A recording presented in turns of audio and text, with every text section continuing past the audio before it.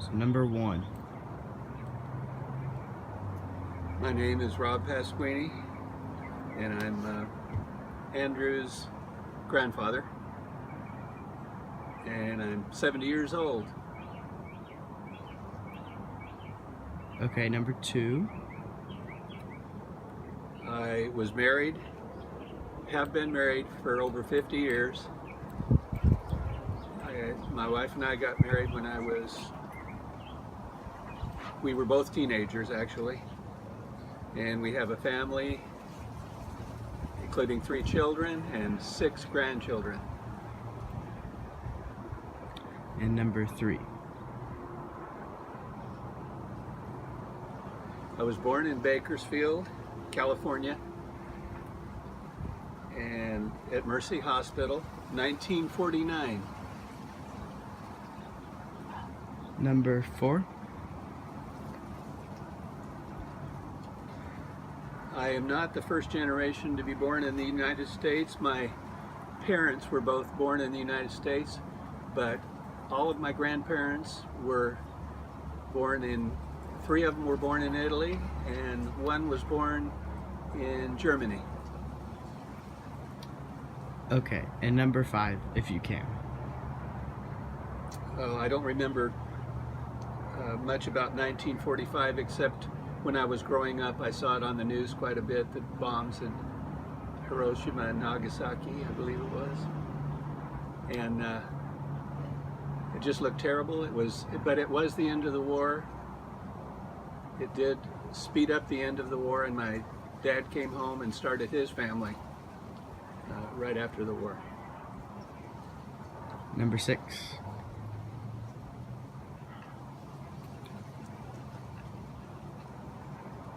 Okay, when John Kennedy was assassinated, it was a terrible day.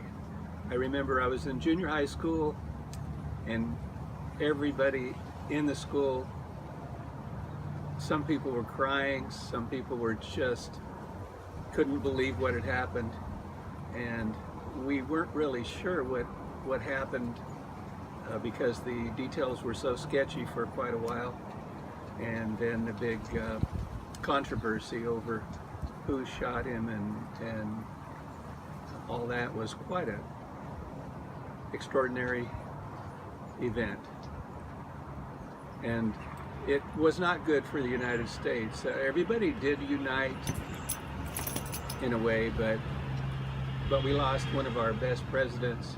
He was very well respected, and you know, it was too bad that he left us so soon. Number 7. The Vietnam War was a terrible war. The first several years that it was going on, we weren't sure whether we were fighting a good war or not. There was all kinds of atrocities going on. It was the first war that was really covered extensively by the news, and we got to see what war and death and destruction were really like, and what it did to the country, and how many great Americans my age went to war and came back damaged or didn't come back at all. So, and by the end of the war, it was pretty obvious that we had no strategy to win, and therefore it was a lost cause, and everybody was marching and against the war, and luckily I didn't have to go. Okay. Number 8.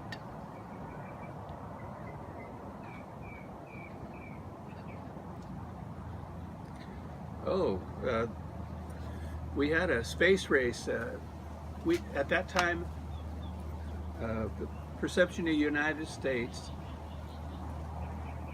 was, well, let me start again. Right. There was a space race. We were in more or less a race with Russia to see who could get to the moon first, who could send a man to the moon.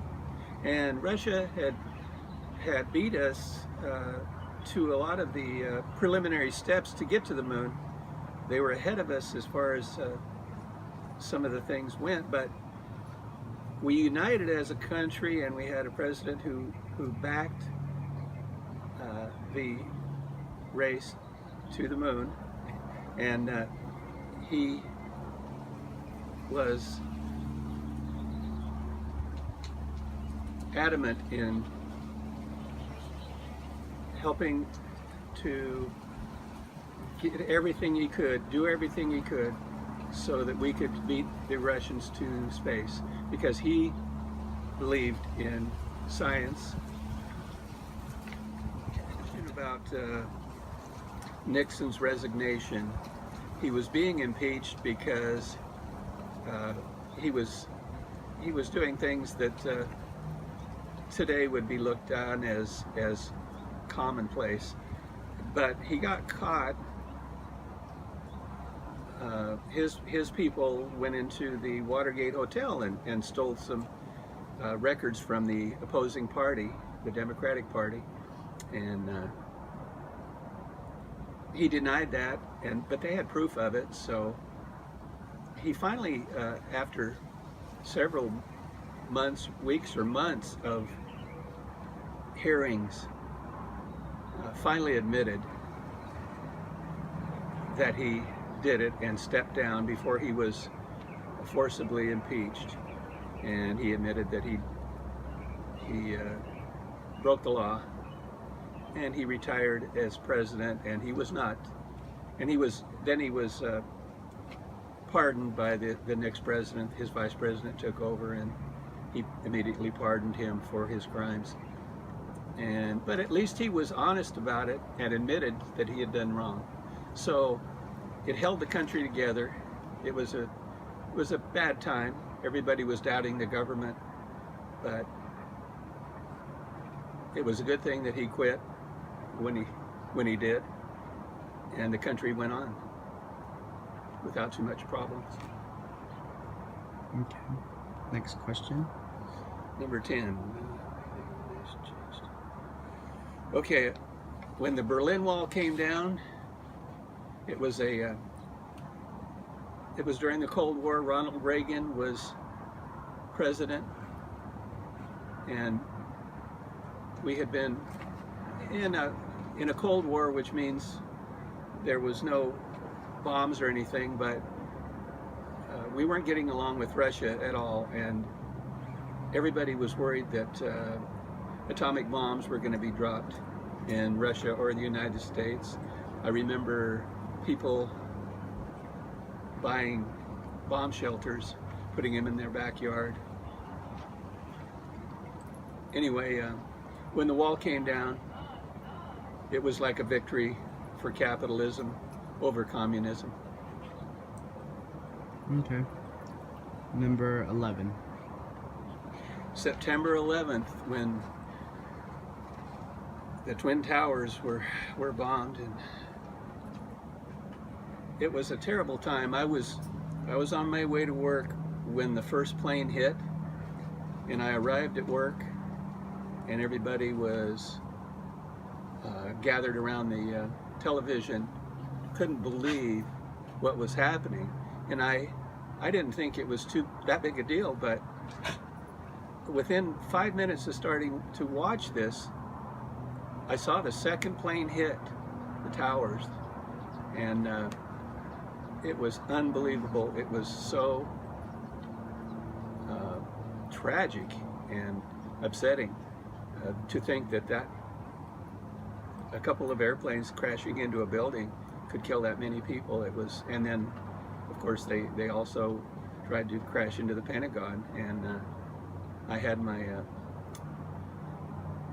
cousin was actually working at the Pentagon when that happened, so I was a little worried about him also. But it was a terrible time. And last question, number 12.